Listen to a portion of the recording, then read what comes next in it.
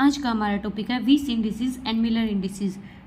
हम पहले वीस इंडिसेस की डेफिनेशन देख लेते हैं। The coefficients of unit intercepts are called Weiss indices of a plane. जो यूनिट इंटरसेप्ट्स के कोफिशिएंट होते हैं ना, उन्हीं को वीस इंडिसेस बोलते हैं प्लेन के। वीस इंडिसेस है ना हमेशा इंटीजर नहीं रहते हैं। Weiss indices are not always integers, they may have fractional as well as infinity values. Weiss indices हमेशा इंटीजर वैल्यू नहीं देते, ये फ्रैक्शन में भी हो सकते हैं और इन्फिनिटी वैल्यू भी दे सकते हैं। Weiss indices are not easy to use and hence these are replaced by Miller indices. ये जो वीस इंडिसेस है ना, वह इजी टू यूज नहीं थे, इसलिए हमारे पास मिलर इंडिसेस आए। अब एक और डेफिनेशन लिख सकते हैं। If a face makes intercepts n a and dash b and double dash c on the crystallographic axis, the face may be represented by n and dash and double dash. जैसे इसका मतलब क्या है कि n and dash and double dash ही इसके Weiss indices हैं।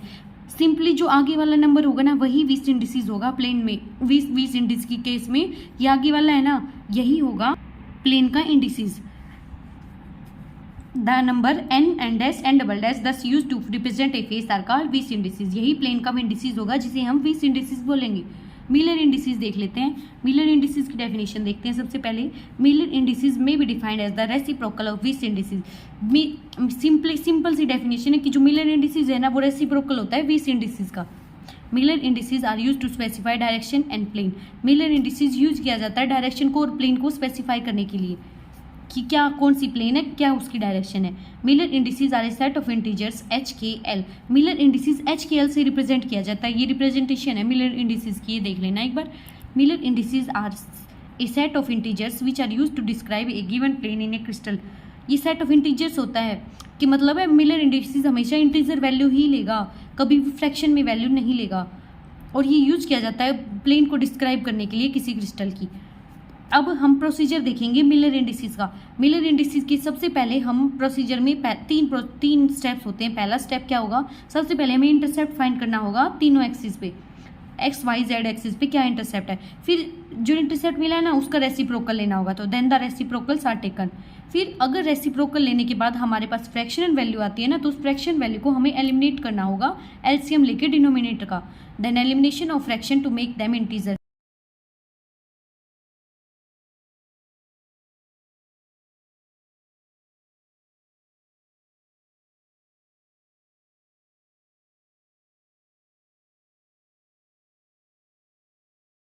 ये जो प्रोसीजर है इसका हम एक बार एग्जांपल देख लेते हैं, फिर आपको अच्छे से समझ में आ जाएगा।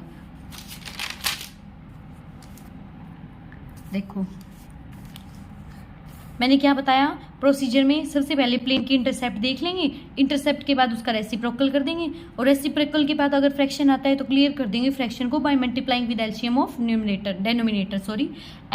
एच होगा एक्स एक्सिस, जो ये एच की एल रिप्रेजेंटेशन है, एच होगा एक्स एक्सिस के लिए, के होगा वाई के लिए और एल होगा जेड के लिए। अब देखो एग्जांपल देखते हैं, उससे आपको अच्छे से समझ में आ जाएगा। मान लो ये हमारे पास कोई गिवन, देखो यहाँ से यहाँ तक पूरी वन लेंथ मानी जाती है, यहाँ से यहाँ तक वन और यहाँ से यहाँ तक वन। अब एक्स एक्सिस पे देखो ये पूरी लेंथ नहीं है, इस लेंथ का आधा है, तो यानी एक्स एक्सिस के अलोंग इंटरसेप्ट हो गया हाफ। अब देखो वाई एक्सिस के अलोंग ये पूरी लेंथ है, यानी वन पूरा एक। जेड एक्सिस के अलोंग भी पूरी है, तो यानी इसके लिए भी एक। इंटरसेप्ट मिल गए हाफ वन वन। तो अब इनका रेसिप्रोकल लेना है। रेसिप्रोकल लेने के बाद 1/2 का रेसिप्रोकल 2, 1 का 1 और 1 का 1, तो 2 1 1 मिलर इंडिसेस आ गए। अब ये सिंपल बिना फ्रैक्शन की वैल्यू है, तो यानी ये डायरेक्ट मिलर इंडिसेस है। अगर मान लो यहाँ पे फ्रैक्शनल वैल्यू आ जाती तो क्या करती, तो हम उसका एलसीएम लेते। तो फ्रैक्शनल वैल्यू के लिए एग्जाम्पल और देख लेते हैं हम। ये एग्जाम्पल देखते हैं, इसमें फ्रैक्शनल वैल्यू है। तो मान लो ये कोई हमारी प्लेन है, यहाँ से यहाँ तक एक्स एक्सिस पे देखो, यहाँ से यहाँ तक यहाँ पर हाफ हो जाती मान लो, तो ये नियर अबाउट 1/3 है, और ये वाई एक्सिस में बिल्कुल हाफ है, तो ये हाफ है। यहाँ से यहाँ तक पूरी वन वैल्यू है जेड की, तो इंटरसेप्ट आ गई 1/3, 1/2 1। तो अब इनका रेसिप्रोकल लेते हैं सबसे पहले। तो 1/3 का 3, 1/2 का 2 और 1 का 1 रेसिप्रोकल। 3 2 1 वैल्यू आ गई। अब ये केस तो हो जाता है सिंपल का।